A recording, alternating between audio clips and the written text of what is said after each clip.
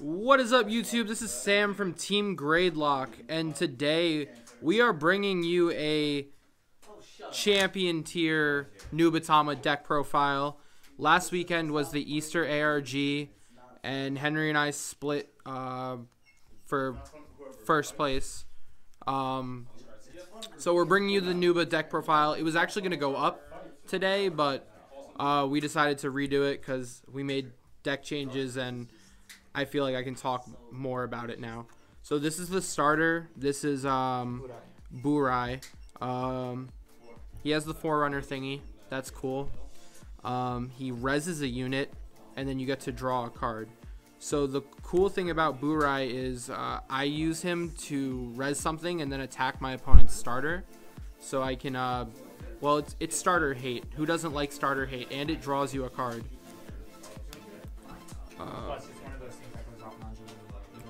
So next we're going to go into triggers.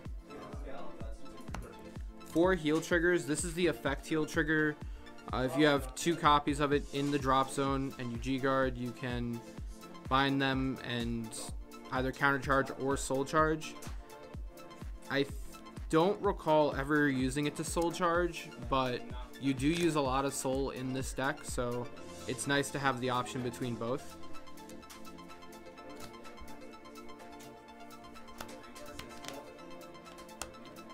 Next is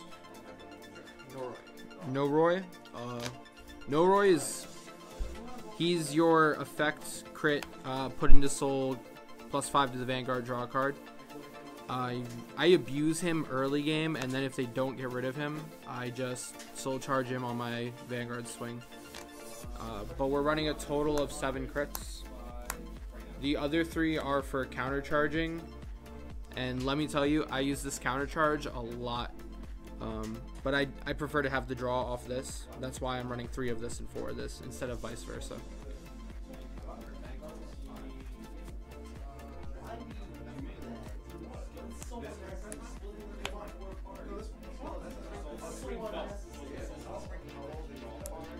I'm running 5 draw triggers.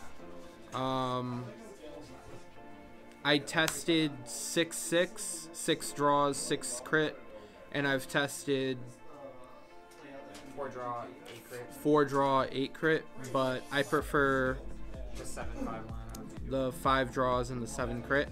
I see the draws when I need to. I always see I see them at least twice a game, and that's all I care about. And I see crits a lot more often than you'd think. Going into grade 1s, I'm running 3 Mist Frog. Mist Frog is a very good card because when a dominated unit attacks, it soul charges itself. You give the dominated attacking unit +6, and you get to draw a card. So this is another card that's going to net you advantage, and it's buffing the dominated unit. So if they hit a trigger and they get +5 to the Vanguard, cool, I'm going to give the attacking unit +6. Other than that, I'm not running 4 of it, because it is a 6k base card, and I don't want it to be clunky. At 3, I see it about once a game, and that's all you need if you're correct with the timing. Next, 4 Pitch for Strides.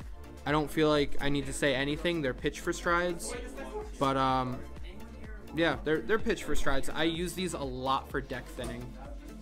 Now I have, if you have a Wuro and you want to go to rename. Well, thanks for revealing the other grade 3. It's a surprise, John. I'm running 4 PGs. I would prefer the counter-charging PG, but this is what I have access to. It's still good because if they let it hit and you have 2 copies in the drop, if they let a dominated attack hit and you have 2 copies in the drop, you get a free card to hand. And finally, some anti-rush for you. We're running 4 8k vanillas.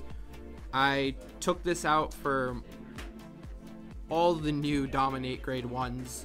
The chick with the telescope that gets +5 when a dominated unit attacks. The guy who gives +3 to a dominated attacking unit and himself for the cost of Soul Blast 1.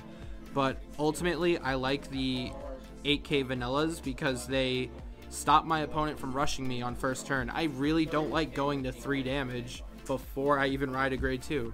It's nonsense. But he has a second use, and you're going to see it when I get into my grade 2s.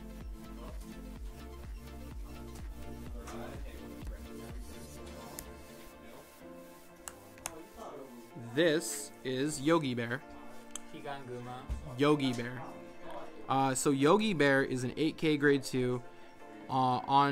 If it dies from the rearguard circle on my opponent's turn, and they have 4 or more cards in hand, they have to discard a card. So at Canada, at ARG, people who didn't know what this card was would attack into it, and then they would have to discard. And then, well, it's great because it's early game. It's great for the mirror match. It's great for the Shadow Paladin matchup. It's great for the Kagura matchup. It's great for the anything that retires. I love this guy. And with the 8k vanillas, I make 16 columns with him, so I have no issues running him. More early game hate, because I really hate the early game. 10k vanillas. I debated running 5, 6, but I prefer 4, so I have room for my Yogi Bear and my other bear, Metsu. We'll get into him in a second. But yeah, 10k vanillas are just here to stop the rush and be a wall. And finally, I'm running 3 Metsu. Metsu's here to create a line without a booster, and he nets you 1 card. So I was running 4 of him originally, but I cut him down to 3 because at 4 I kept binding my triggers and he was clunky. So when I cut him down to 3, I actually solved all those problems. So I like him at 3. You can run him at 4. It's your preference, but I like him at 3.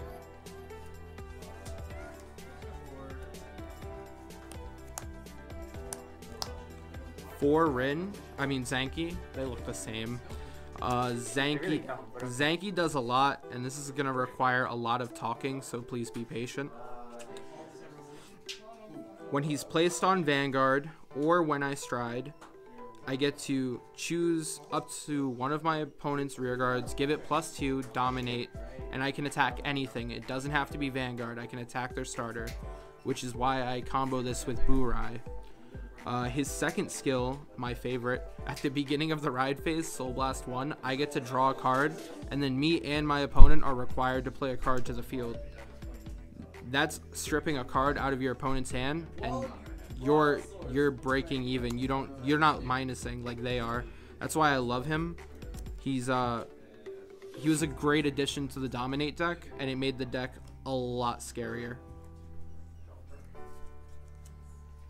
And the final grade 3 is Oboro.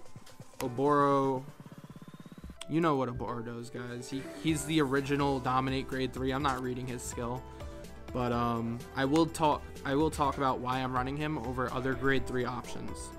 So when I was constructing this deck with John, and John was making his version, and I was making my version, and Dan was making his version, we all went with different grade 3 lineups, but I chose to keep 3 Oboro in here for consistency. It's very easy to deck thin with the stride fodders because I can search out Oboro, get rid of him, while I still have my Zanki to stride with.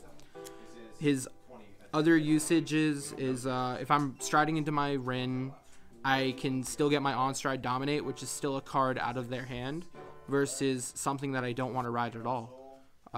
So I went with consistency over other grade 3s that would make good rear guards. The stride zone, we're just gonna go for it. So this is Rin, the most disgusting. It's pretty bad, guys. Like, I don't even know where to begin. Like, this card is so dumb. It strips 2 cards out of your opponent's hand. It gives those cards crits at GB3. Crits at GB3 plus 10s, plus 5s. It's like, it's game over. They G-guard, then go into that. Yeah, I'm sure you guys know what this card does because it's disgusting. It's been everywhere. This is your first Rin. then you last turn. Yeah, And you by dear God, that you have backup. you live and die by this card.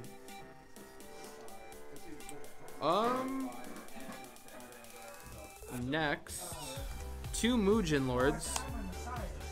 Muujin Lord's just here because he's taking up space. I've gone into him once in Canada and I did not win that game. But that was an amazing game. He's good in the chaos matchup. Yeah. Like, they lock your whole board. Cool, I'm gonna use yours.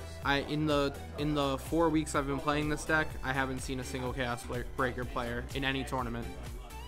I mean, to be fair, chaos is like as I well. don't know. I guess I have a bunch of one-ofs. So this guy, I'm not saying his name. Sure. John's here to say names that I refuse to say. That's why John's here. They probably can't hear me with the microphone. That's fine.